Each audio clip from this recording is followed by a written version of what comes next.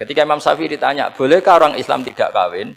Ya asal dia ada zina ya boleh. Karena Allah menyebut hamba yang soleh dan sebagian mereka tidak nikah. Yaitu Nabi Yahya dan Nabi Isa. Yaitu wasayyida wa hasura wa nabiyya minas sholihin.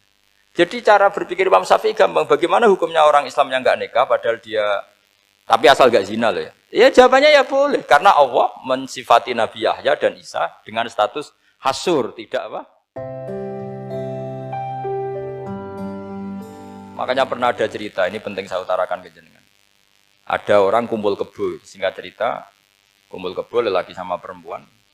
Suatu saat Nabi dikasih tahu sama tetangganya, ya Rasulullah, orang yang biasa kumpul kebo itu sekarang sudah nikah. Jawabannya Nabi unik. Alhamdulillah, kira-kira gitu kalau bahasa Indonesia. Qad kharaja min sifahin ila nikahin. Dia sudah keluar dari tradisi zina, sekarang dia sudah dengan kehormatan nikah. Maksudnya gini, kalau malam Senin dia belum nikah, kumpulnya kan masih kumpul kebo bertahun-tahun gitu. Paginya dia nikah, malamnya kumpul sudah kumpul sunnah karena sudah nikah. Jadi tak sama seperti tadi. Kalau dia belum melafadzkan kalimat tauhid, ya statusnya dia kafir. Sekali melakukan kalimat tauhid, ya statusnya dia muslim atau mukmin. Sama. Ketika hubungan intim tanpa nikah namanya sifah perzinaan. Sekali nikah ya namanya sunnah. Jadi semudah itu. Dan Nabi tidak tanya macam-macam. Mau ngendikan qad kharaja min sifahin ila nikahin. Sudah keluar dari tradisi sifah menuju nikah. Pertanyaannya gini, kenapa enggak disyaratkan ini itu untuk nikahnya? Misalnya macam-macam. Ya sebetulnya syarat itu pasti ada, cuma begini loh. Orang yang ingin menghentikan keburukannya harus kamu katakan sah sekarang juga. Karena kita mengesahkan penghentian keburukan. Jangan lalu orang yang mau tobat malah dipersulit. Jadi misalnya la ilaha illallah, kamu belajar makhraj dulu, bila bilangnya la benar. Belajar bahasa Arab dulu. Ya kacau. Apalagi saya persiapkan seremonialnya dulu, nanti di masjid di syuting supaya satu Indonesia tahu yang Islamkan saya itu kiainya yang engkek malah repot lagi. Ini penting saya utarakan supaya clear. Jadi saya ulang lagi. Al-ibratu bi umumil lafzi la bi khusus sabab. Allah ya enggak apa-apa cerita Nabi Musa, cerita Nabi Isa, cerita. Misalnya begini, bolehkah orang soleh itu jadi raja? Jawabannya harus bilang boleh. Karena Allah pernah menfigurkan tokoh soleh yang bernama Sulaiman dan Daud. Dan beliau adalah raja. Ketika Imam Syafi'i ditanya, bolehkah orang Islam tidak kawin? Ya asal dia ada zina ya boleh. Karena Allah menyebut hamba yang soleh dan sebagian mereka tidak nikah. Yaitu Nabi Yahya dan Nabi Isa. Yaitu wasayyida wa hasura wa nabiyya minas sholihin. Jadi cara berpikir Imam Syafi'i gampang. Bagaimana hukumnya orang Islam yang enggak nikah padahal dia tapi asal enggak zina loh ya. Ya jawabannya ya boleh karena Allah mensifati Nabi Yahya dan Isa dengan status hasur, tidak apa? Nikah. Bolehkah seorang soleh jadi raja? Ya boleh. Daud dan Sulaiman itu seorang soleh dan jadi raja. Bolehkah orang soleh itu fakir? Wah sudah banyak, enggak usah dibolehkan sudah banyak. Jadi gampang sekali Quran di depan ahlinya itu. Jadi kalau Imam Syafi'i ditanya, fa inna wa ta'ala dzakara abdan sholihan wa qala wa sayyida wa hasura wa nabiyyam minas sholihin. Ternyata ini orang yang ditanya, apakah boleh orang soleh itu jadi politikus, jadi pejabat? Ya boleh saja. Faqad ataina ala Ibrahim al-kitab wal hikmata wa atainahum mulkan azim. Jadi ini yang boleh bukan sekedar Ibrahim. Padahal di ayat itu tentang ala Ibrahim. Cara berpikir ya tadi, ternyata kesalehan tidak mengganggu jabatan. Ya tentu ya maksudnya untuk kesalehan juga. Sehingga agama ini gampang. Makanya kalau ada yang tanya, bagaimana perempuan punya aktivitas? Ya jawabannya asal kebenaran ya boleh. Allah cerita Bilqis dan itu raja perempuan. Di hadis banyak kecakapan Aisyah memimpin, macam-macam. Jadi gampang saja. Nah, kenapa sekarang banyak orang berdebat tentang Quran dan nyuwun sewu sampai pada level gontok-gontokan ekstrim? Karena mereka nggak mau belajar ulumul Quran. Kegiatannya debat, tukaran. Yang bingung kita, yang waras ngalah lah kira-kira gitu. Ini nggak pernah ngaji Quran, gegernya. Ya kacau. Ada ulumul Quran, jadi yang namanya kitab Al-Itqan. Dan itu dibukukan oleh ulama. Dan gampang sekali. Pernah ya Sayyidina Umar ketika Futuhat, beliau sudah Futuhat itu mengalahkan musuh-musuh Islam yang memusuhi Islam. Perlu dicatat, musuh-musuh Islam yang memusuhi Islam. Karena kalau yang tidak memusuhi Islam nggak boleh dimusuhi juga. Ya. Singkat cerita ditanya, kenapa kita tidak tasakuran besar-besaran? Kita kan sudah menang. Padahal disambut sedemikian rupa. Jawabnya Umar apa? Inna wa ta'ala qad ayyara qauman faqala adhabtum thayyibatikum fi hayatikumud dunya wastamta'tum biha. Allah itu mengkritik kelompok kaum yang dalam hidupnya itu foya-foya. Maka saya akan mengurangi foya-foya itu supaya saya menyisakan jatah foya-foya saya sampai di surga. Nanti orang kafir ketika dimasukkan neraka di antara taubehnya Allah. Taubeh itu ya semacam kayak disalahkan gitu. Adhabtum thayyibatikum fi hayatikumud dunya. Jatah-jatah kenikmatan kamu, salah kamu habiskan di dunia. Sehingga kita harus pernah pas enak-enaknya tidur, tahajud, wiling-wilingan, ngurangi jatah. Sayyidah Aisyah itu cantik sekali, tapi sudah turu mujur di depan Nabi, Nabi tetap sholat. Kalau sampai istrinya tidak cantik saja, nggak pernah tahajud. Itu masalah besar, itu Aisyah itu kenangannya Aisyah. Saya ini kurang cantiknya. Sampai Nabi kalau sholat digoda tidur di depannya, masyhur. Wa ana mu'taridotun, saya tidur malang di depan Nabi. Nabi kalau berdiri sikilnya aku tak glojorno, kalau Nabi mau sujud tak ingkretno. Nabi terus saja tahajud. Dan saya yakin itu sunnah, tidak ada yang niru itu. Aisyah loh, bukan yang Saudah, Aisyah. Di semua riwayat itu, kalau Saudah kan mungkin, wah pantesan Saudah kan gitu. Ini Aisyah. Terus ada cerita lagi, betapa Rasulullah memang Nabi betul. Aisyah itu istrinya paling cantik. Kan yang nyanyi cantik itu hanya Aisyah, Zainab sama Sofia. Kira-kira rivalnya itu. Ya rivalnya itu, kira-kira. Yang sebagian ya cantik tapi enggak sekelas ini. Rasulullah itu malam-malam keluar. Terus pikiran Aisyah, pasti ke sebagian rival saya. Doroh itu maru kalau coba. Dibuntuti sama Aisyah. Nabi enggak tahu kalau dibuntuti Aisyah. Ini hadis riwayat doa masuk kuburan. Maka, jadi hadis itu ya unik. Kalau enggak di tangan ulama itu jadi kacau. Babu doa li ahlil kubur. Bab mendoakan ahli kubur itu babnya itu tentang cemburu. Walhasil karena Nabi keluar, wah ini mesti itu enggak benar ini. Paling ke Sofia atau ke ya pokoknya Zainab, pokoknya yang cantik-cantik. Ditututi sama siapa Aisyah. Nabi enggak tahu hal itu. Ternyata Nabi itu kebagi. Kebagi itu assalamualaikum daraqaumil mukminin wa inna insyaallah bikum lahikun. Jadi barokahnya cemburu, hadis itu ada rawinya. Oh, ternyata ke kuburan toh. Itu sampai pulang. Jadi hadis itu diriwayatkan Aisyah. Ghirtu itu cemburu. Saya ini cemburu sama Nabi. Malam-malam keluar tak tututi juga mau kuburan. Lah, sahabatnya tanya muridnya Aisyah. Lalu baca apa? Assalamualaikum daraqaumil mukminin wa inna insyaallah bikum lahikun. Kalau sampean kan enggak dibuntuti tok bar tenan. Mesti barbaran. Jadi ini penting saya utarakan. Jadi coba ulumul Quran dikaji secara baik. Insya Allah nanti maknani Quran itu mudah sekali. Karena memang sesuatu itu harus ada ilmunya.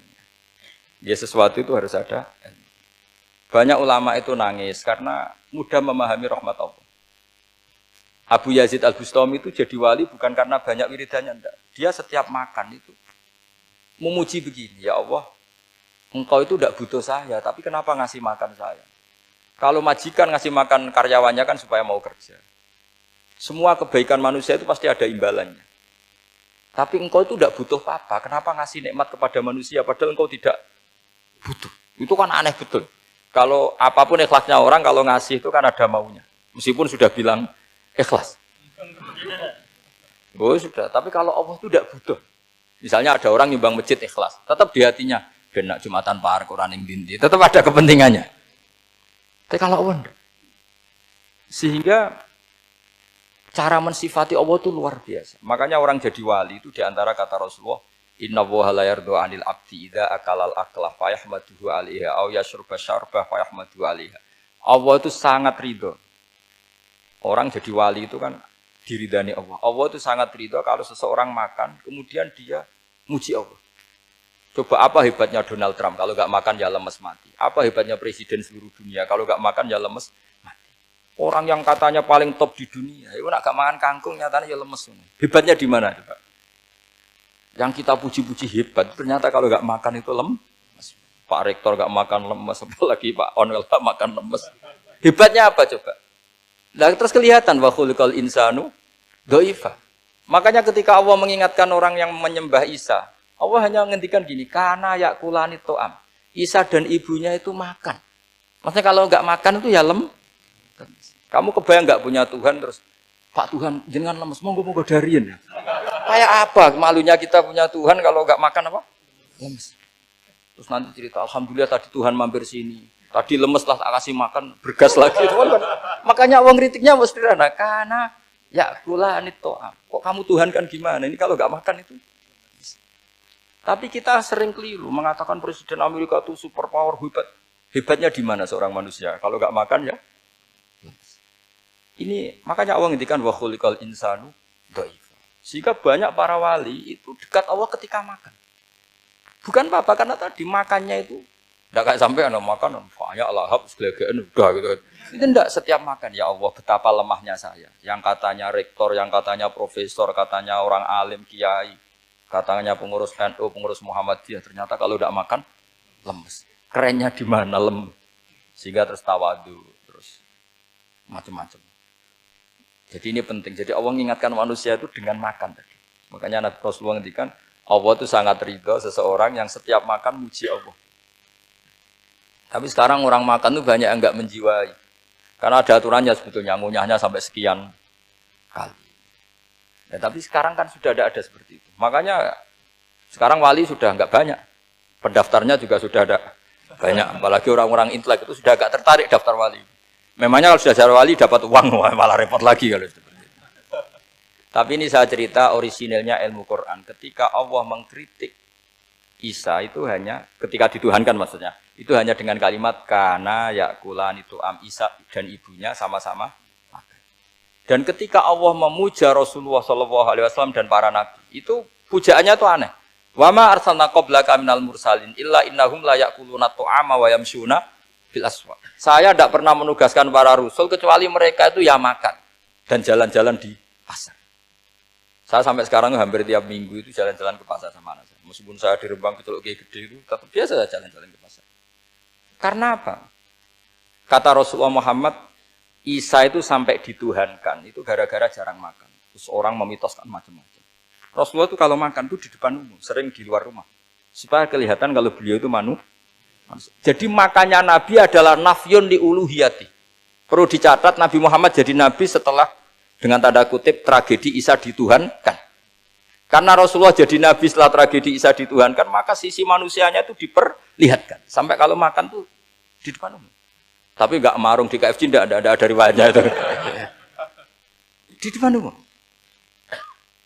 Nah, karena kepentingannya itu sehingga makannya Nabi ini ibadah yang luar biasa karena menunjukkan sisi kemanusiaan yang akan aman tidak akan dituhankan. Paham ya?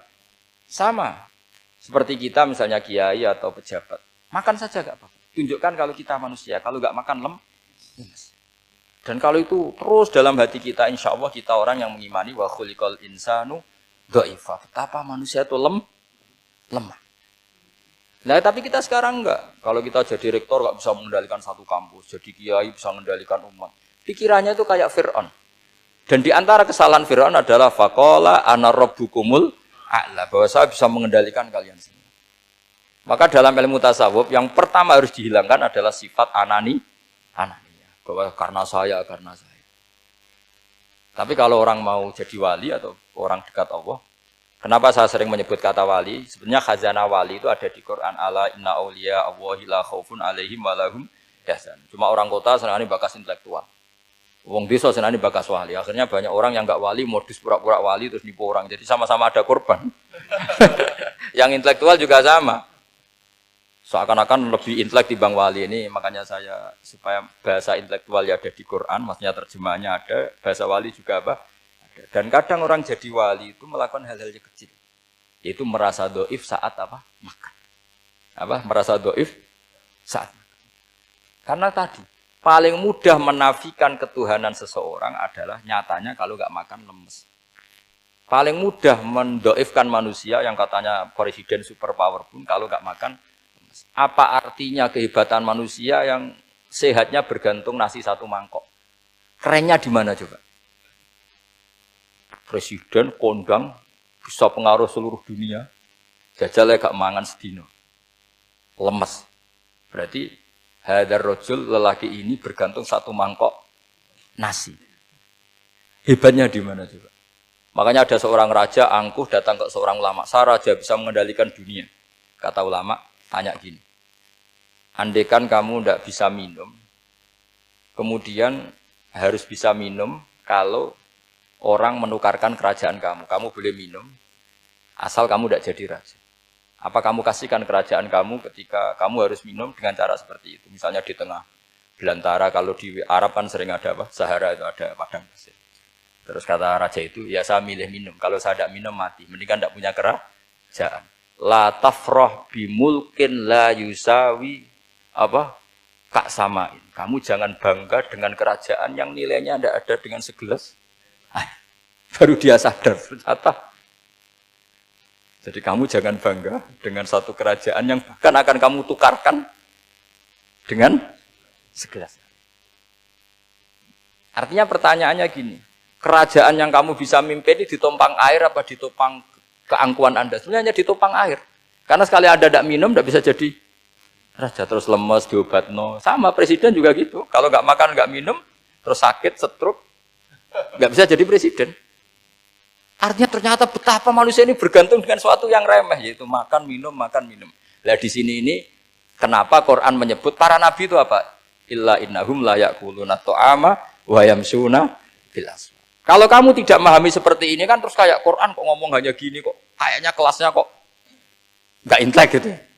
Cara pandang nggak seperti itu, paham ya?